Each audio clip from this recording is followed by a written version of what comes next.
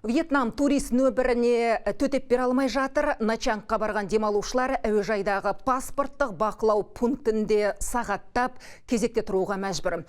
Бұл туралы әлеуметтік желі қолданушылары жазып жатыр. Адамның көп болғаны сонша кейбіріне ауа жетпей тынысы тарылған, жүйкесі сыр беріп, дауласа бастаған, яғни таяу шығыстағы жағдайдан кейін туристер бағытын өзгертті. Осы мәселе бойынша турист қамқор кооперативтік қорының директоры Асылхан Есілов біздің сұрақтарымызға жауап беруге дайын. Асылхан мырза, кеш жарық, сіз тікелей эфирдесіз. Кеш жарық. Бірден сұраққа көшейік. Жалпы туристердің Вьетнамға ағылу себебін жаңа айттық. Таяу шығыстағы ахуал бұған дейін де белгілі болды ғой. Сонда бұл ел осы мүмкіндікті пайдалану үшін неге алдын ала дайындалмады? Жазғы уақытта туризмнен қыруар табыс түсетіні әлдеқашан белгілі болды ғой. Қалай ойлайсыз? Рахмет сұрағыңызға. Вьетнам туралы айтсақ, бұл алайда туристердің мұндай көлемде жаппай ағылуын барлық ел бірде қысқа мерзімде болжай бермейді. Әсіресе әуежай инфрақұрылымы мен шекаралық бақылау қызметтері бір сәтте күрт артқан жүктемеге дайын болмауы мүмкін.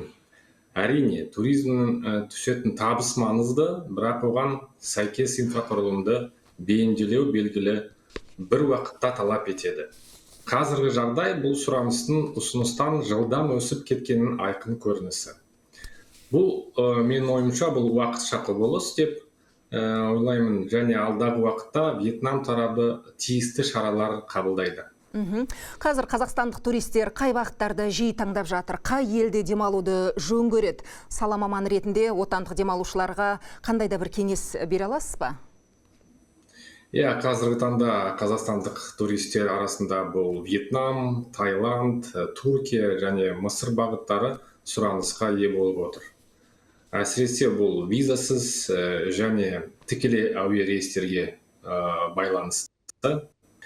Және сала маманы ретінде біздің туристерге бірнеше кеңес беремін. Біріншіден бұл сапарды алдын ала жоспарлап, сенімді турагент арқылы рәсімдеген жөн. Екіншіден, міндетті түрде бұл туркодты талап етіп, оны біздің туркод мобильді қосымша арқылы тексеруге болады. Және үшіншіден бұл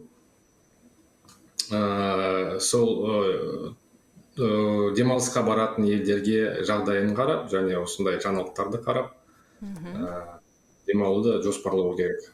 Асылхан мырза, тікелей эфирде сұрақтарымызға жауап бергеніңізге рахмет.